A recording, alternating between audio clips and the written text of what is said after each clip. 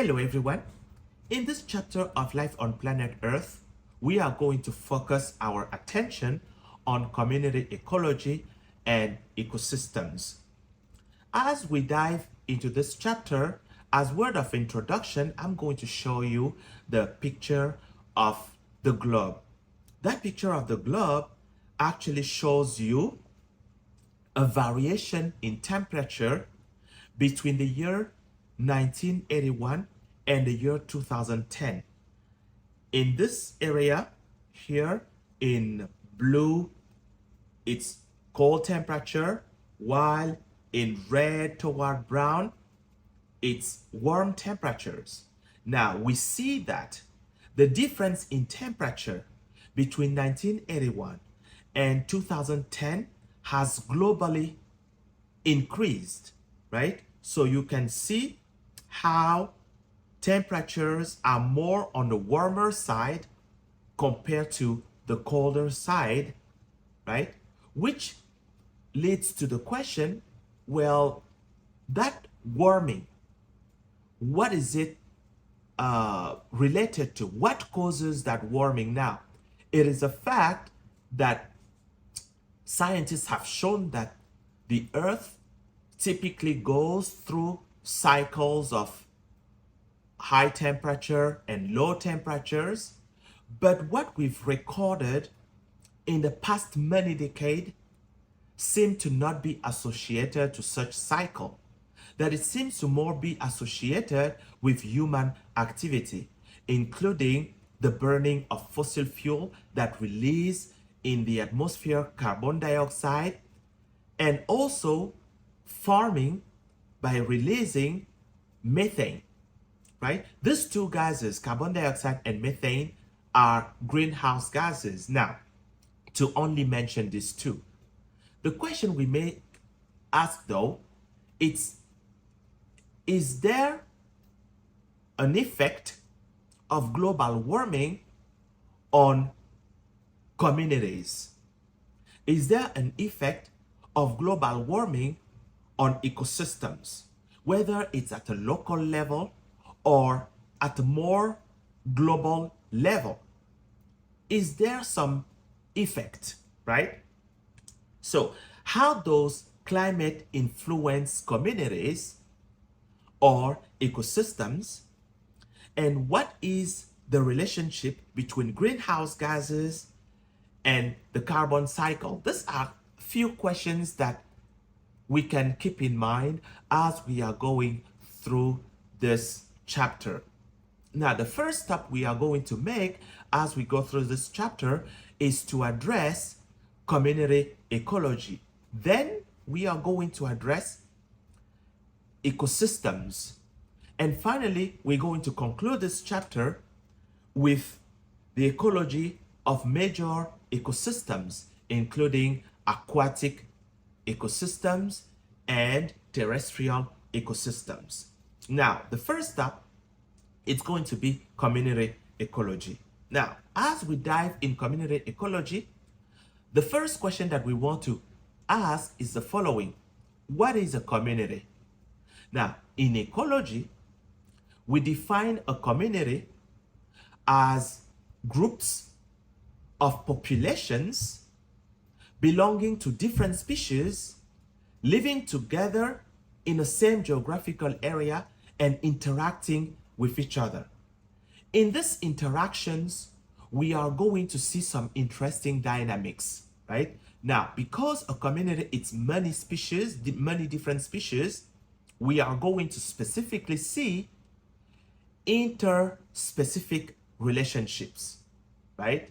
Again, interspecific relationship, meaning relationship between different organisms. How are they interacting with each other, right? So we're going to focus on the relationships. We're going to focus on the interactions between the species, and we are going to find that to some extent, maybe a large extent, many organisms co-evolved. But what do we call co-evolution? Co-evolution, it's basically that an evolutionary change that occurs in one particular species may affect or lead to the evolutionary change in another species. Well, why is this? Well, the reason may be simple. When you consider organisms living together, what may constitute waste for one organism can constitute food for another species, right? So that explains co-evolution, the need to actually support each other. And this is very much exemplified in the relationship between pollinators and flowering plants. Now, when we consider this slide here, we're going to notice that different species are evolving to suit each other so that they can support each other.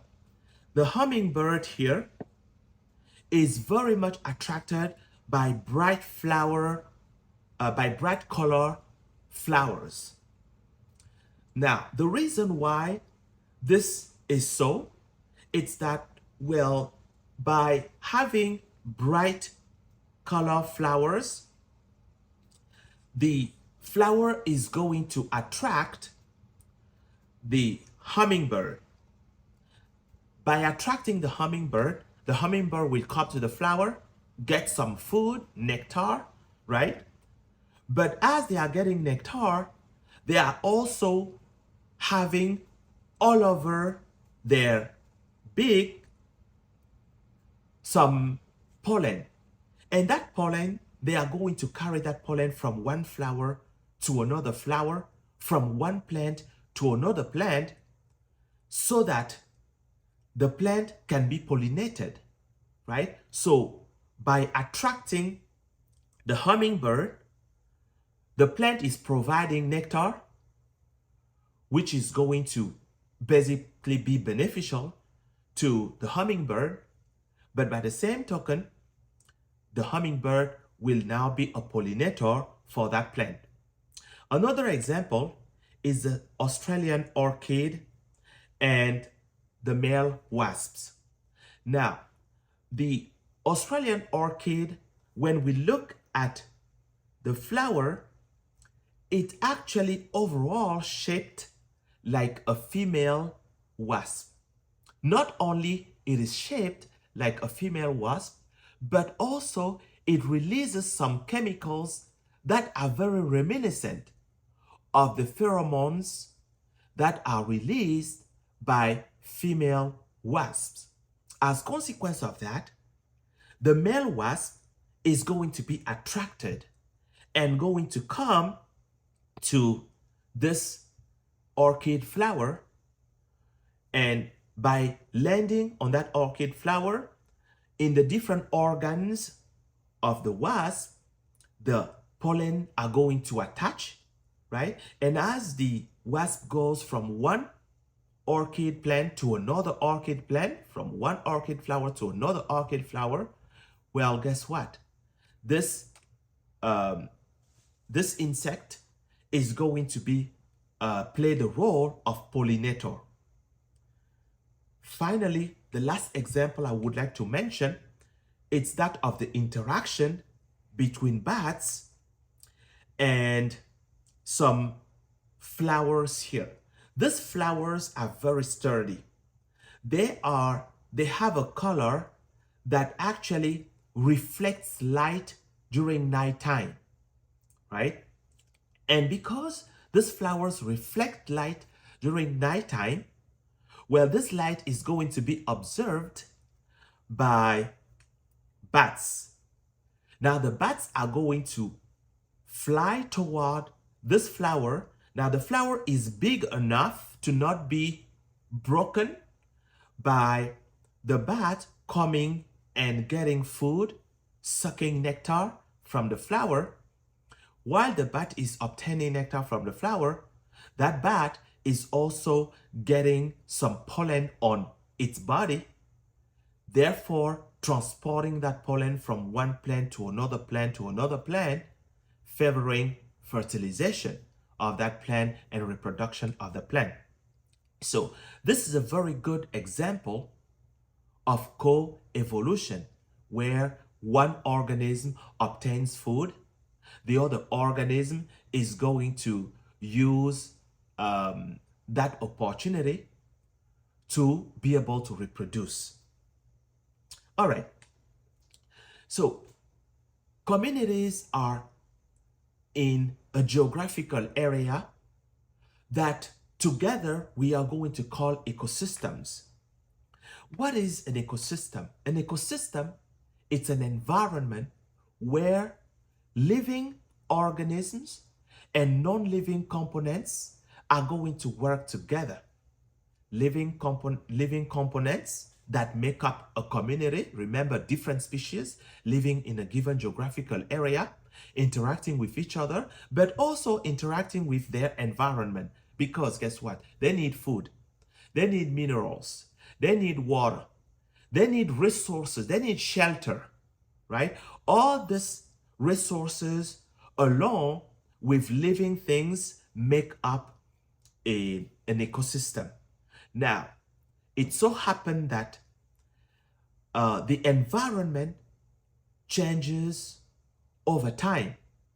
And that change over time is going to also impact living organisms that thrive or evolve in that very environment. Now, if the change is extremely quick, for instance, a meteorite that comes and hit the earth, well, this is going to cause a tremendous change all of a sudden. A volcano that erupts is going to spread a lot of lava. This is going to be a major change. This major change that happens so sharp and sudden can lead communities to extinction, right? Extinction occurs because of so much of a quick change in the environment, to the point that the community does not have the chance to develop adaptation, right? Now, there is not only natural disasters that can cause sudden changes. We also see that human activity is actually altering the environment in such a way that, well, it's brutal. For instance, when you consider all the oil we are extracting now, going back to the formation of oil, it takes millions of years, if not billions of years, for trees to actually not decompose but be trapped as a whole and be converted into fossil fuel. Coal is an example of fossil fuel. How long does it take for us to extract coal and burn that coal to our benefit? Short period of time, right? During your lifetime, we can extract a huge amount of coal that took millions of years to form. So this is a drastic change in a short period of time. As a consequence of that, all this alteration is going to necessarily have a tremendous impact on our communities and on our ecosystems, so that we see a lot of organisms that are going extinct, right? So we are going to address that toward the very end of this chapter. Now, community composition varies tremendously from one environment to another environment. Not only community composition, but also community diversity.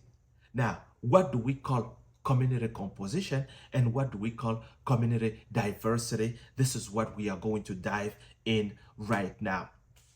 So whenever we study a community, we need to ask the following question. What species are present in that community? So we are going to literally count the different kind of species that exist in a given community. This represents species richness. And then we are going to ask the following question. What is the distribution of the different species that are found in a community? So now we've determined one, the species richness. In other words, how many different type of species are in a given geographical environment. But two, what is the distribution? In other words, what is the proportion of each type of organism living in that community? Three, it's what kind of interactions exist between individuals in that community.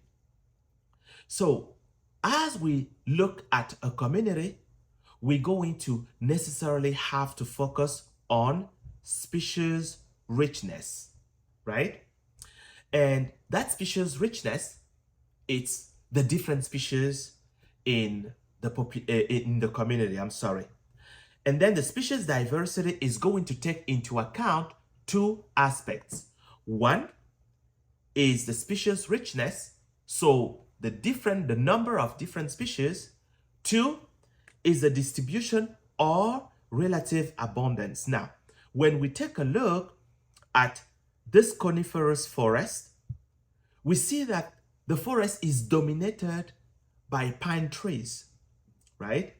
So we actually have the impression that this forest is only pine trees. This community doesn't seem to be very different, even though you may have many different species, but in terms of relative abundance, we see that pine trees are way more dominant. Now, on the other hand, if we look at this tropical rainforest, we see that this tropical rainforest has seemed to have more species. Why? Because we are looking at the picture, we can tell there are many different kinds that pop out, right? As we look at that picture. So we are going to say that the coniferous forest is less rich, less diverse compared to the tropical rainforest that has a higher diversity and more rich, right? At least when we look at it, really, just taking a quick look. Now, diversity is important when we look at communities. Why? Because that diversity is going to impact what organisms are around in the community or not. So diversity actually goes beyond species richness. We have to consider distribution, we have to consider relative abundance. Now, if we compare two communities, community A, community A and community B. Now, let's assume that the two communities have the exact same number of trees, 77 trees. In community A, we have 76 poplar trees for one American elm tree. On the other hand, in community B, we have the same number of species, but in terms of distribution, we have 36 poplar trees for 41 American elm trees. Well, how is diversity affected here? We are going to say that community A is much less diverse than community B. Why? because we have this community A that is dominated by poplar trees, while in community B, you have about an equal distribution between poplar trees and American elms. So, causing us to say that, well, community B is more diverse, right? So, same species, two species. However, we have a larger diversity in community B. Now, community change over time because conditions in the environment also change, right? These conditions can happen really fast, but they can also happen progressively over a long period of time. So because the environment changes, well, the community is also going to change. The composition of the community is also going to change. So when we consider species composition and diversity of a community, we have to take into account the changes that are happening over time, and also the fact that it takes a long time to actually observe the changes that are happening in the community, right? Now, the changes that are happening in the community can be seasonal. They can be like drastic changes, like the retreat of a glacier, the explosion of a volcano that is going to disturb the environment. So whenever these communities are disturbed, we're going to ask the following question. What does it take for this community to restore? 1. 2, is the restoration actually meaning we're going to have the exact same community as before? Well, probably not. Okay? So whenever there is a disturbance, the environment is going to undergo what we call ecological successions. There are two types of ecological successions. The first one is the primary ecological succession that occurs in area where there is a disturbance and there is literally no soil to start from. And then we have the secondary, the secondary succession. In the secondary succession, typically this is going to happen in area where there was a disturbance, but after the disturbance, there is still some soil where organisms can actually grow from, right? We are going to take a look at that more in details in the next slide. But in ecological succession, there is a sequence of event, a sequence of development, a sequence in the development of the community, right? There is an order in which a community is going to change as the space is being occupied. That order in which the disturbed area is going to be repopulated follows a very predictable pattern, what we call the climax pattern. That climax pattern depends on the climate. Okay? Now, that succession, regardless of the area where the disturbance occurred, oftentimes is going to go through assemblage of bacteria followed by fungi. The combination of bacteria and fungi will start creating the type of environment on the ground that is suitable for other organisms to come and thrive. Now, after that, we're going to see the plants developing.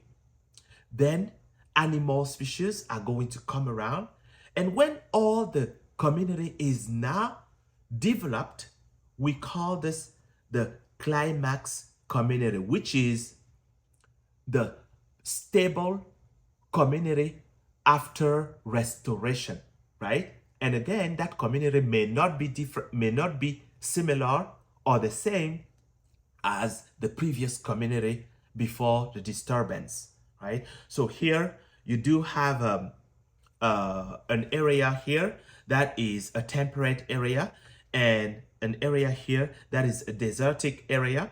So the type of organisms that are going to thrive in these areas completely depend on the climate. So what is the temperature? What is the amount of waterfall, right? That is going to affect the succession here and the organisms that are going to thrive. So this slide actually shows you the two types of ecological successions. This ecological succession, the primary succession, is going to occur where there is no pre-existing soil. And again, when there is the retreat of a glacier, right, for instance, or when there is, for instance, a volcanic eruption that leaves behind lava. That lava hardens, becomes rock, right? And that rock, it's a barren land, right? That needs to be populated, right? And the second type of succession, the secondary succession, occurs in areas where there was a disturbance. However, the soil is still there. So there is a pre-existing soil, right? For instance, in a cultivated field that is no longer farmed, okay? In a cultivated field that is flooded, right? When the water goes away, the soil is still going to be there, right? But regardless whether you are dealing with a primary succession or a secondary succession, both are going to have a very specific progression of species over time. But specifically what happens? In the case of a primary succession, we are starting from scratch. There is no soil, right? So you're going to have bacteria and fungi that are going to come together, right? And eventually, we're going to have lichens and mosses that are going to develop. And notice that there is no real plant with real leaves here, right? You have teeny tiny minuscule plants, right? Eventually, grass will start developing. And that grass is not going to need deep roots. That's why big trees cannot thrive at the very beginning of an ecological succession, right? So then from grass, we're going to have low shrubs. From low shrubs, we're going to have high shrubs and shrub trees, and then low trees, and then high trees. So basically, we are going to see that over time, the organisms that come one after another, species that come one after another, are going to go from small to larger and larger and larger until the community reaches a climax, right? So you see that for secondary succession, you're starting with some soil, right? Which allows a faster constitution or reconstitution of a community, while a primary succession is going to take much, much, much longer. But we can ask, wait, the species that actually develop first in an ecological succession, what kind of species are developing first? Well, remember in the previous chapter, we talked about opportunistic species and we talked about equilibrium species, right? typically in ecological succession, necessarily opportunistic species have to come first. Okay? Why do they have to come first? Because opportunistic species need a short period of time to reach maturity. They are produced in large amount, and so their cycle of reproduction and the amount of production is so short and high that this is going to be the kind of organisms that are going to make up the soil over time. That's why you see that we have some lichen here after the retreat of a glacier, okay? And followed by lichen here, we're going to have some small, teeny tiny plants here. And from that, we're going to have some low tree stage and then high tree stage, okay? The high trees need roots that are deeply embedded in the ground. That kind of ground does not exist in this area. So it's a matter of common sense too, right? So the opportunistic pioneer species are the ones that are going to develop first. At the very end, when the community reaches a climax, well, at that point, we are going to have equilibrium species. This equilibrium species are these organisms that are going to live a long time. It takes a long time for them to reproduce, and they are relatively stable, right? So, what kind of interaction exists between species in a community? Well, these interactions can be beneficial, they can be neutral, they can be harmful. So we are going to dive into some details here. Now, communities are going to be very dynamic and develop interspecific interactions, right?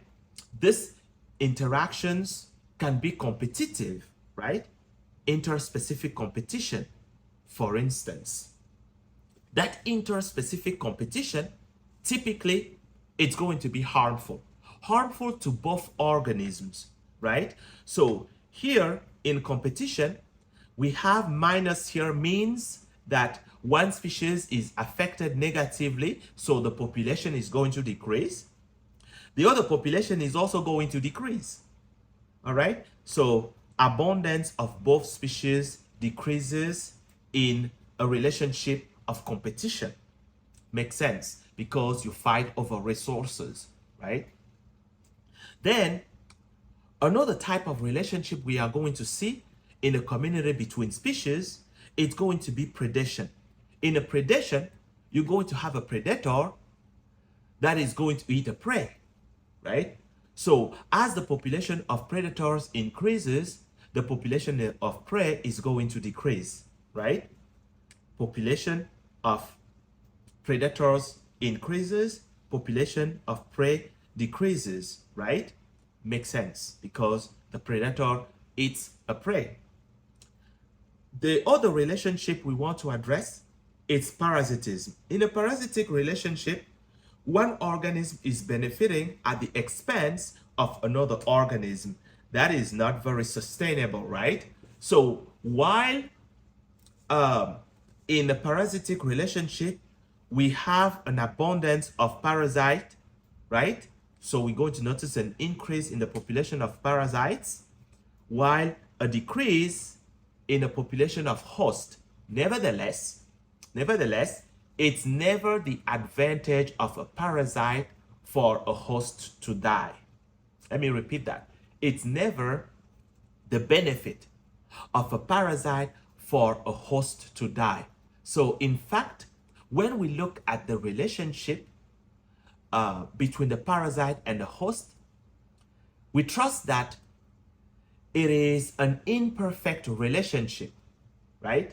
We talked about coevolution earlier, right?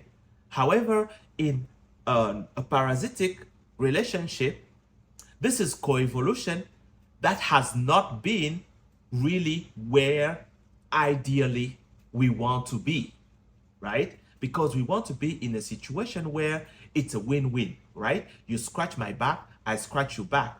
But in a parasitic relationship, that is not the case. Now, the other type of interaction we see among different species in a community is commensalism. Commensalism is where one organism is going to benefit while the other organism is not affected.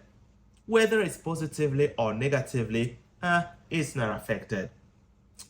And finally, we have mutualism. Mutualism, it's that very ideal relationship, right? Where you have an increase in each of the organism because you have that one is benefiting from the other and they are benefiting from each other, right? Vice versa. Okay. So the next step is going to be, well, now that we see how organisms interact with each other, the question is, what is the role each organism play in the community? Now, when I say organism, I really want you to think species, right? What is the role that each species is playing in the community? Well, that role that each species plays in a community is actually called in ecology, ecological niche. So we are going to ask the following question. If you consider a community of dogs, cats, hamsters, rats, what is actually the role of each of these organisms in their environment, right? So that role is going to be of two kinds. One, they need space. Two, they need food and other things, right? They need resources, right? So when it comes to space, what for? They need a shelter. They need habitat, right? So is the rat living in the exact same spot as the raccoon? Well, probably not, okay? Because they're going to fight each other, right? So we have to consider the special role that an organism plays in a community. The second aspect is going to be the functional. What do they do in the community? Are they producers? Are they consumers? Are they predators? Are they prey? Are they parasites? Are they decomposers? What exactly is their role, right? So when we talk about ecological niche, again, we're thinking two things. One, in terms of space, what does the species need? Two, what is the role in terms of what they eat? Are they food for some other organisms, right? So now, all this actually is going to fall under resources, right? Living organisms are going to need resources, right? And these resources are very important to keep the community in balance. So considering an ecosystem, we're going to ask, okay, well, the living things and the non-living things, are they working together in a way that is sustainable, yes or no, right? So we see, for instance, here, a dragonfly here That dragonfly is actually using this body of water as source of food and many other things, right? You have these plants that actually live in the water. They are using water, and maybe the fruit fly for something, I'm not sure, but when two organisms find themselves in the same environment, that means that somehow they are interacting in a way that can either harm one because one can be a predator, or that can benefit the other one. The other one can be the prey, right? Or it can be mutually beneficial. All right. So in ecological niche, we say that not two species can occupy the same ecological niche at the same time. That is not possible, right? Why? Because of competition, okay? Not two species can occupy the same ecological niche at the same time. Now, a good example of this, it's basically here. You see a number of organisms here. We have a flamingo, we have a duck. Okay, we have a flamingo, we have a duck here. We have an avocet here. We do have an oyster catcher. We do have a plover here. So these different organisms are living in the same geographical area, right? So technically, they may fight each other. But what we notice is that in their feeding habits, they are not interacting with each other. They are not interfering, I should say. They are not interfering with each other. For instance, the flamingo actually is eating in an area where the duck is not eating, right? It's made on purpose. The duck has evolved to live, actually to feed on an area a flamingo is not feeding, so they can survive and thrive, right? So a flamingo is going to feed on small mollusks, right? Crustaceans and vegetable matters, while the ducks are going to feed on plants, seeds, snails that are buried in this plants, while this avocet actually is going to move its beak in a wading kind of way, right? Left and right, up and down. That's the way they're going to find their food. And they are not finding their food at an area where the flamingo is going to find their food, right? Then we have the oyster catcher. The oyster catcher, it's pretty much by the shore, really close to a body of water, because the oysters stay in the water, right? Now, not completely true. It depends on the tide, right? In high tide, they are in the water. In low tide, they are exposed in the air, right?